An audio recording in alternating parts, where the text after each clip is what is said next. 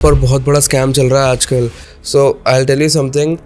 Wheat और barley से epidermal growth factor isolate करा था एक आइसलैंड की रिसर्च फर्म है उसने, and they have a patent for it and they sell one cream for $130. Best moisturisers for skin would be those products जिसमें antioxidants हैं, एंटी इन्फ्लेमेटरी एजेंट्स हैं, DNA repair agents हैं and protection and calming agents हैं along with ceramides and hyaluronic acid.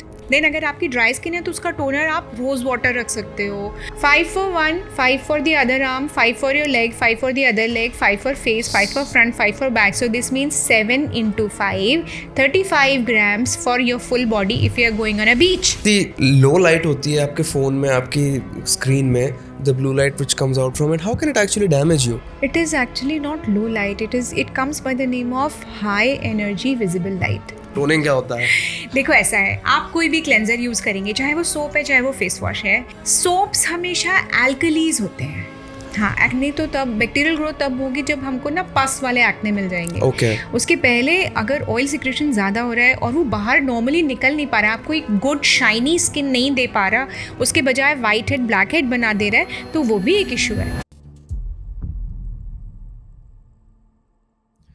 Have you ever wondered कि मेरे को क्या 5 चीज़ें करनी चाहिए स्किन केयर रूटीन में? सब लोग कहते हैं पहले सफाई कर लो अपनी स्किन की, cleanser and then moisturise and then vitaminise. There is so much shit on the internet जो आपको दिख रही होगी. कोई इन्फ्लुएंसर कह रहा है पहले ये लगा लो, कोई बाद में ये लगा लो.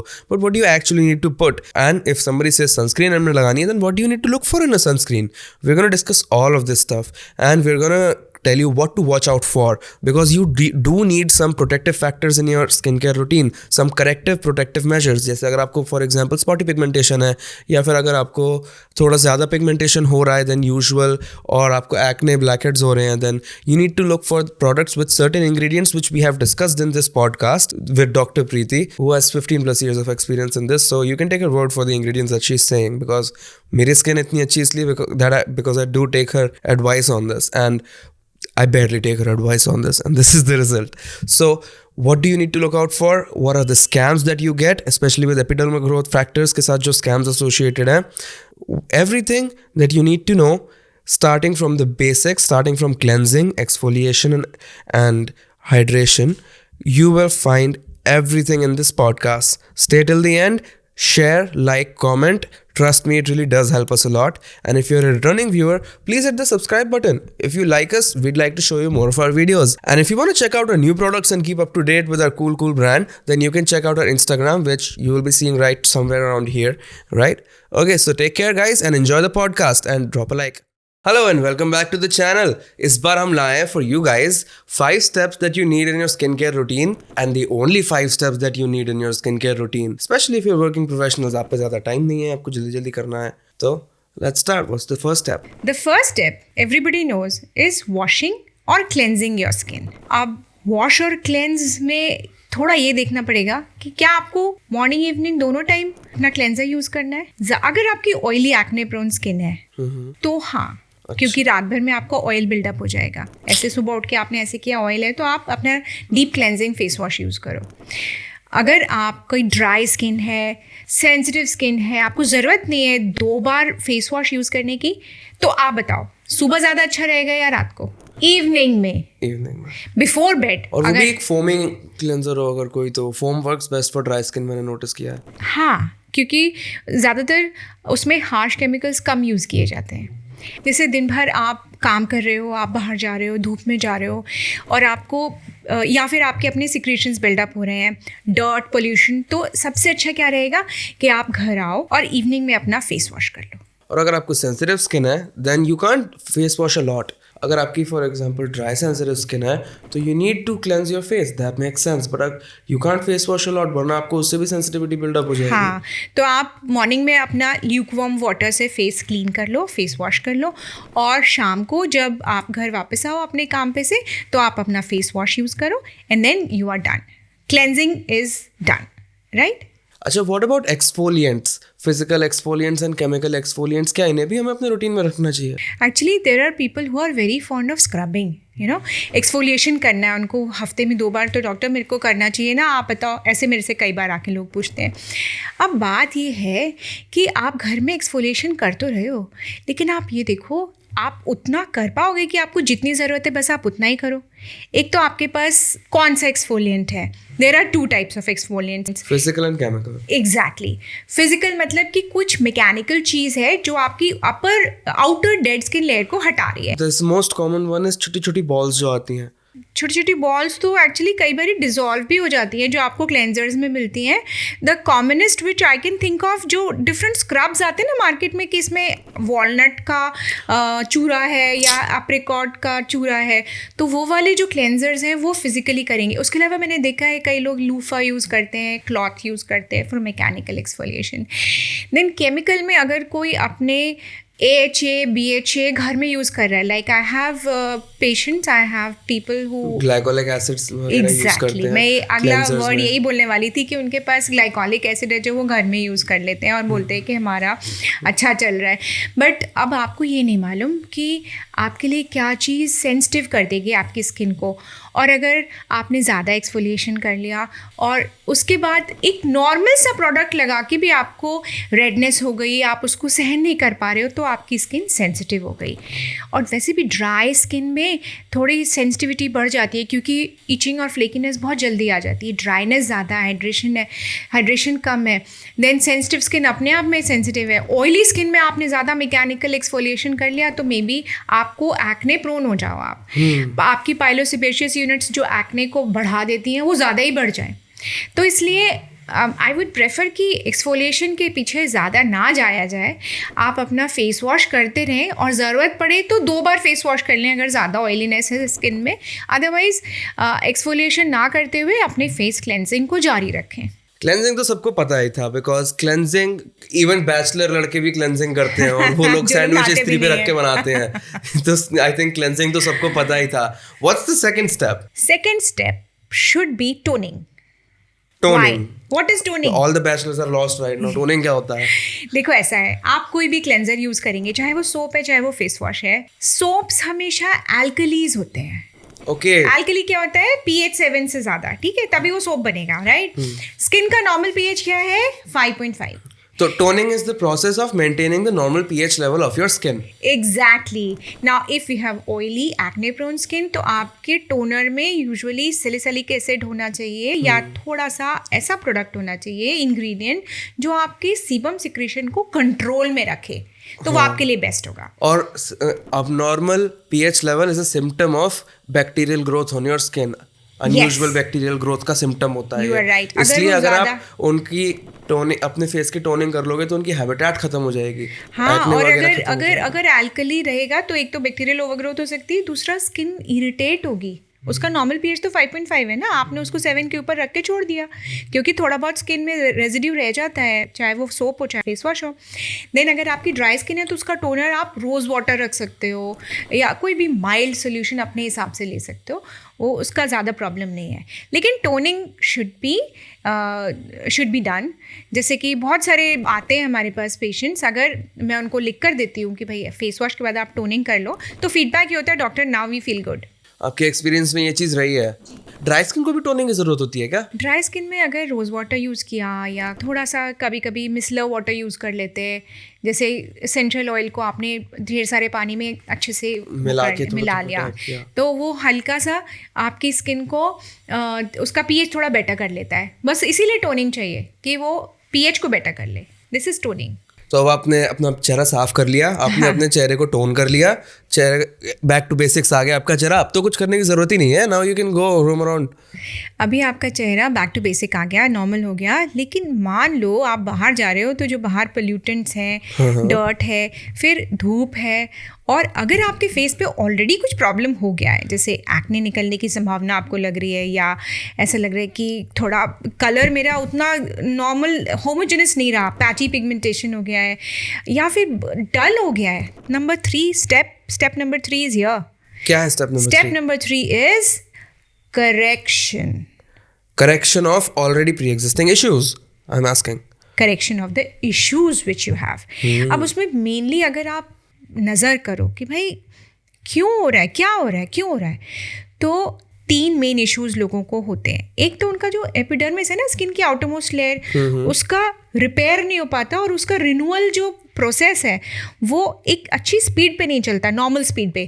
तो नतीजा कि डेड स्किन सेल्स जो 6 हफ्ते में निकल के गिर जाने चाहिए एटमॉस्फेयर में, वो पाइल अप होते रहते हैं, जो आपको एक डल लुक देते जाते हैं। डल लुक देते जाते हैं। दूसरा क्या हो सकता है कि आपको एक्ने निकलने की संभावना रहती है, क्योंकि ऑयली स्किन जो उसका डक्ट है वो अवरुद्ध हो गया। आई थिंक हमने इसके पहले जो पॉइंट बोला था, इम्प्रॉपर केराटिनोसाइट मैचुरेशन साइकिल की वजह से फाइन लाइन रिंकल्स भी होते हैं, क्योंकि वो इम्प्रॉपर हो जाता है। Yes. और उसके बजाय जो आपके केराटिनोसाइट्स होते हैं वो भी अजीब तरीके से पिगमेंटेशन रिलीज करने तो लगते हैं। पैची पिगमेंटेशन हो सकता है। तो all this is just because of the irregular cell cycle. इसके अलावा आप अब बैक्टीरियल ग्रोथ पे आए, जो कि एक्ने हुआ। हाँ, एक्ने तो तब, बैक्टीरियल ग्रोथ तब होगी जब हमको ना पस वाले एक्ने मिल जाएंगे। Okay. उसके पहले अगर ऑयल सिक्रेशन ज़्यादा हो रहा है और वो बाहर नॉर्मली निकल नहीं पा रहा, आपको एक गुड शाइनी स्किन नहीं दे पा रहा, उसके बजाय वाइट हेड ब्लैक हेड बना दे रहा है, तो वो भी एक इशू है। आप देखो, अभी only yesterday I had one patient जो कि उसके फेस पे कह रही थी, डॉक्टर देखो ये एक्ने नहीं लग रहे मुझे, बट इतने सारे बम्प्स थे, वो वाइट हेड्स और ब्लैक हेड्स थे। Then I had to make her understand कि भाई हर हेयर की एक ऑयल ग्लैंड होती है, अगर वो ऑयल बाहर नहीं निकल पा रहा तो एक बम्पी लुक देता है, वो वाइट हेड हो गया। फिर अगर वहाँ पे थोड़ा ऑक्सीडेशन हो गया उस ग्लैंड के उस जगह पे जहाँ से बाहर निकलना है ऑयल, तो वो ब्लैक हेड हो गया। तो है ये एक्ने। ओके। कई बार पेशेंट्स भी नहीं बता कर पाते कि ये क्या है, बट ये प्रॉब्लम। इनका ट्रीटमेंट भी सेम है एज एक्ने? अगर पस है तो एंटीबायोटिक देना होता है, otherwise oil control is the treatment. Oil control is the treatment. तो ये करेक्शन प्रोसेस जो है, इसके लिए मेनली हमारे पास कुछ चीज़ें होती हैं, जैसे आप हमारे पास रेटिनॉइड्स हो गए फॉर KMS, इम्प्रॉपर KMS के लिए। Yes. Keratinocyte maturation cycle improper हो गई, हाँ, तो उसके लिए और रेटिनॉल हो गए, हमारे रेटिनॉल हो रेटिनॉइड्स हो गया। गए, विटामिन डेरिवेटिव्स। हाँ, फिर anti inflammatory anti oxidant agents हो गए, जैसे विटामिन सी हो गया, विटामिन ई हो गया, Niacinamides हो गए। नाइसिनामाइड हो गया, राइट। फिर एंटी इन्फ्लेमेटरी एजेंट्स हो गए, जैसे ग्रीन टी लीफ एक्सट्रैक्ट हो गया, गिंको बाइलोबा हो गया, ये सब चीज़ें। Then there are DNA repair agents also. वो जैसे कि, और ग्रोथ फैक्टर्स भी होते हैं। अच्छा, DNA रिपेयर एजेंट्स उन एजेंट्स को बोलते हैं, हम सबको पता है कि सन की UV रेज जो है वो हमारे सेल्स का DNA खराब करती है, ब्रेक डाउन कर देती है। Break down. उनके दो मेन तरीके होते हैं स्किन को ड्राई एज करने के, जिससे थोड़ी फाइन लाइंस आ जाएंगी, स्किन पतली हो जाएगी, और डिफरेंट पिगमेंटेशन वाले इश्यूज आ जाएंगे, थोड़ी सैगिंग हो जाएगी। दो मेन तरीके जो है वो एक ये कि सेल का जो DNA है वो ब्रेक डाउन करते हैं, और दूसरा मेटालोप्रोटीनेजेस होते हैं, यानी जो हमारी डिफरेंट प्रोटीन्स हैं, कोलाजन, इलास्टिन, उनको ब्रेक डाउन करते हैं। आई सी। तो वो वाले कंपाउंड्स, वो वाले प्रोडक्ट्स जो इस चीज़ को रिवर्स कर पाए, they are those beautiful products known as DNA repair agents. Oh my god, इसमें कौन कौन सी चीज़ें आती हैं और इसे कहाँ से खरीदें? So just to name a few DNA repair agents: ultraviolet endonuclease, photolyase, then natural DNA repair precursors. ये कुछ चीज़ें हैं जो यूज़ होती हैं as DNA repair agents.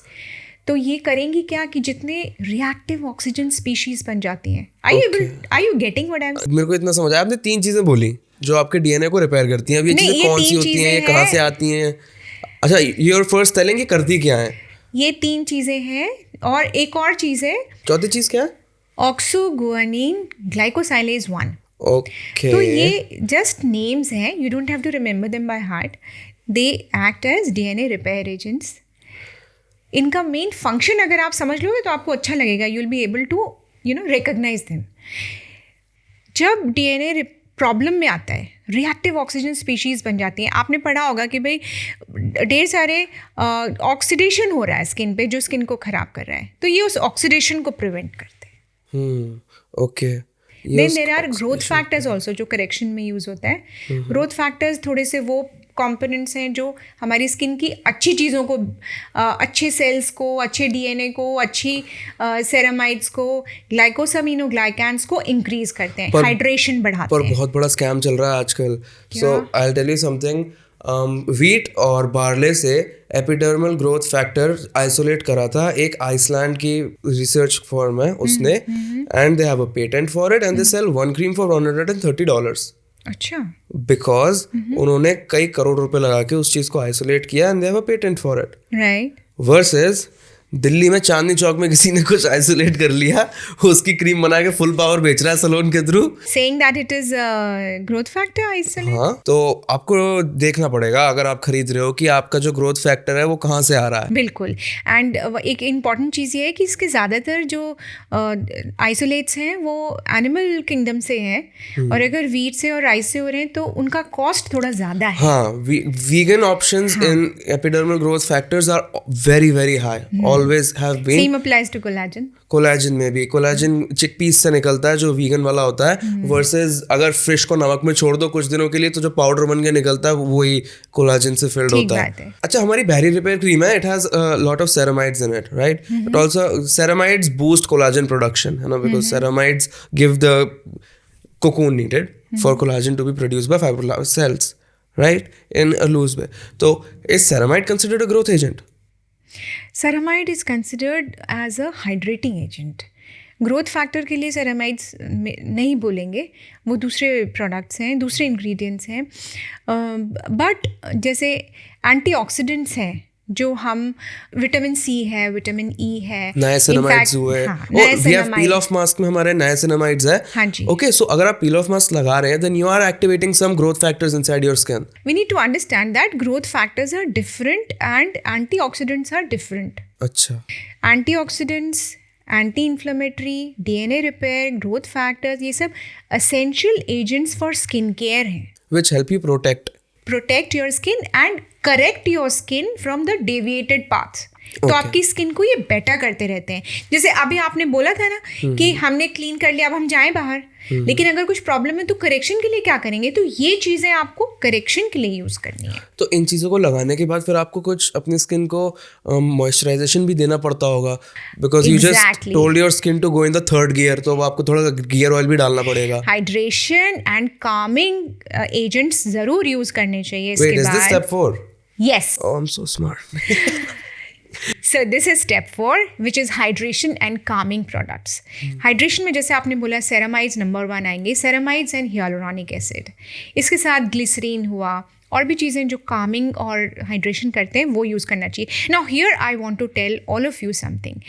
The normal moisturizers which are there in the market, नाम नहीं लेंगे बट आप समझ सकते हैं 100 से 150 रुपए की जो क्रीमें आती हैं, लाइक बहुत इजीली अवेलेबल मॉइस्चराइजर्स बॉटल्स में भी आते हैं। यूजुअली वो वाटर और लिपिड्स और प्रोटीन्स का एक घोल होते हैं विद सम इमल्सिफाइंग एजेंट, जिससे उसको लोशन फॉर्म मिल जाता है। हाँ, वो तो रखना पड़ेगा solvent. Best moisturisers for skin would be those products जिसमें एंटीऑक्सीडेंट्स हैं, एंटी इन्फ्लेमेटरी एजेंट्स हैं, डीएनए रिपेयर एजेंट्स हैं, and protection and calming agents हैं, along with ceramides and hyaluronic acid। इसको अगर आप दिन में 2 बार भी यूज़ करो तो यू आर सॉर्टेड, अगर ज़रूरत है तो। और अगर आपकी ऑयली स्किन है तो सिर्फ एक बार रात को यूज़ कर सकते हैं, और अगर आपकी ड्राई स्किन है तो आप आराम से दिन में 2 बार यूज़ कीजिए, जिससे आपको बेनिफिट हो। And by the way guys, मैं आपको बता दूं कि all the best dry skin के लिए जो मॉइस्चराइजिंग के प्रोडक्ट्स आते हैं, the best of them are very very simple. Cocoa butter, shea butter, aloe vera, इन चीज़ों में से एक चीज़ होती है विच सूट्स द स्किन। कितनी भी सेंसिटिविटी हो रही हो, these things really really suit the skin. और फिर उसके बाद they put some fancy, couple of fancy ingredients, जिससे कि आपके पास कोई रीज़न हो उसे खरीदने का। But mainly cocoa butter, shea butter और aloe vera works wonders. In all our research for developing the barrier repair cream we found out कि यही 3 चीज़ें बेस्ट हैं। इन्हीं 3 चीज़ों के ऊपर सबसे ज़्यादा स्टडीज़ हैं। यही 3 चीज़ें इंसान कई हज़ार सालों से लगाते आ रहे हैं, नेचुरल इंग्रेडिएंट्स जो हम लोगों के लिए सही में काम करते हैं। सो अगर आपने मॉइस्चराइजेशन किया, then what is the best thing you can get from moisturising? क्योंकि ऑब्वियसली कोलाजन, सेरामाइड्स आपकी स्किन को हेल्प करते हैं, पर collagen it's too big of a protein to go inside topically. हाँ, स्नेल म्यूसिन में hyaluronic acid होता है। Do you think hyaluronic acid can go inside topically? जो एक स्मॉल मॉलिक्यूल का साइज है, अगर ऐसा कि वो अपर लेयर्स को अंदर ब्रीच करके जा सके, तो उसमें सेरामाइड्स भी आते हैं और hyaluronic acid भी आता है, और अलॉन्ग विद द कैरियर जिसके थ्रू वो जा रहे हैं, जो उनका सॉल्वेंट है, जो उनका सॉल्वेंट है, ओके। हाँ, तो उसके थ्रू वो जा सकते हैं। सो अब हमने मॉइस्चराइज भी कर लिया, सब कुछ हो गया। Now some normal person is ready to go out, right? Don't forget your sunscreen. वरना सब करे धरे पे पानी फिर जाएगा. हाँ, sunscreen- इमेजिन आप मॉइस्चराइजर लगा रहे हो, 10,000 चीजें लगा रहे हो सो दैट योर स्किन 10,000 नहीं, हमने सिर्फ 4 चीजें डिस्कस की हैं सो अब दैट योर तक। स्किन सेल की लेयर जो है वो एकदम सही रहे, and then you go out without sunscreen और धीरे धीरे सन आपकी पूरी स्किन ब्रेक डाउन कर दे, सेल्स को ब्रेक डाउन कर दे, तो क्या फायदा फिर? वैसे सनस्क्रीन में बहुत सारी इंपॉर्टेंट चीज़ें हैं। सनस्क्रीन में आप कितनी सनस्क्रीन लगा रहे हो ये ज़्यादा इंपॉर्टेंट है, या फिर सनस्क्रीन कितने SPF की है ये ज़्यादा इंपॉर्टेंट है? SPF का मतलब होता है सन प्रोटेक्शन फैक्टर। ओके. अगर मैं धूप में खड़ी हूँ बिना कुछ लगाए और मेरी स्किन 10 मिनट में रेड हो रही है और फिर मैंने SPF 30 की सनस्क्रीन लगाई, तो 10 मल्टीप्लाइड बाय 30 गिव्स मी 300। तो 300 मिनट्स में फिर मेरी स्किन रेड होगी। Oh. This is what SPF means. SPF is the word mainly used for, अगर broad spectrum sunscreen है तो obviously UVA, UVB, then high blue lights and then infrared lights. But usually UVB rays के लिए, UVA के लिए कई बार PA++++ देखा है आपने, वो UVA के लिए ज़्यादा यूज़ होता है हमारे सनस्क्रीन में है. हाँ, अब मान लीजिए आपने 30 SPF की सनस्क्रीन लगाई लेकिन आपने हाफ अमाउंट लगाया। एक्चुअली पता है आपको कितना चाहिए? एक आर्म के लिए 1 टीस्पूनफुल यानी 5 grams.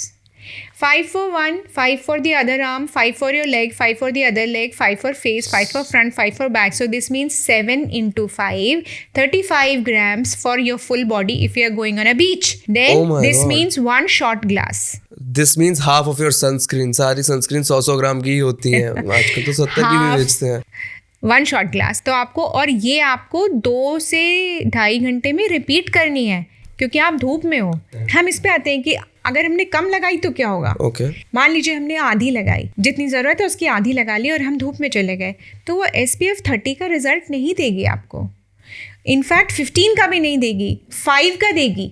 SPF 5, why? Because sunscreen acts, उसका फंक्शन जो है लोगैरिथमिकली डिक्रीज हो जाएगा। Okay. It's not linear, it's logarithmic. Logarithm के हिसाब से डिक्रीज हो जाएगा। अच्छा. सो So the graph of it would look like something like नीचे this. चला। हाँ, तो हमको फिर ये भी ज़रूरी है कि सनस्क्रीन रिपीट करनी है। Then there are water resistant sunscreens and very water resistant sunscreen. Water resistant और वाटर प्रूफ अलग अलग होती हैं। इन मेरी रिसर्च में वाटर प्रूफ सनस्क्रीन आपकी स्किन अब्जॉर्ब कर लेती है, and the water resistant ones they are the ones जो थोड़ी सी परत बना के छोड़ देती हैं। Actually That's why US they come FDA most of- does not consider any sunscreen water proof. अच्छा. उन्होंने बोला है ऐसा नहीं है, वाटर प्रूफ सनस्क्रीन नहीं होती, eventually they get washed away by water. There are water resistant sunscreens and very water resistant sunscreens. Water resistant आपको 40 मिनट में दोबारा लगानी है। Oh my God. Very water resistant आपको 80 मिनट्स में दोबारा लगानी है, बट लगानी ज़रूर है। लगानी जरूर है, पर आपको फिर से तो क्या त्वचा के वजह सारस्वत की सनस्क्रीन भी वाटर प्रूफ है? हाँ, वाटर प्रूफ है, बट हम उसको वेरी हाई वाटर रेजिस्टेंट में रखेंगे। अच्छा, हमारी सनस्क्रीन तो वेरी वाटर रेजिस्टेंट है, and it's also broad spectrum है ना? Yes yes it is. So I hope that was educational to you guys. If you did like it, don't forget to share it with your friends who might actually like it, and do drop a like. अगर आपको कोई भी सवाल है comments में पूछिए, because we do answer all the comments. And apart from that, if you have any doubts about the ingredients that we discussed, where you can find the ingredients, अगर आप गूगल पर डालेंगे the name of an ingredient, उस ingredient की definition के पहले कोई product recommend हो जाएगा आपको उसका, है ना? But just be careful because there's a shit ton of scams out there, especially when somebody says growth factor. So take care guys, thank you so much for watching, and if you want to know more about sunscreens and why having melanin in your sunscreen can make a hell lot of difference, then we have a video that Dr. Preeti shot about sunscreens, which you will be seeing on your screen right now. You can press on that right now. Also, if you're new to the skincare routine thing and you've committed some mistakes, maybe all of us have, nothing to be ashamed about. Even influencers with a couple million followers put isotretinoin in the day. So everybody does skincare mistakes. It's really normal. However, if you don't want to do any more mistakes, this is our video. These are the 5 biggest skincare mistakes that Dr. Preeti has seen people do. So click on that.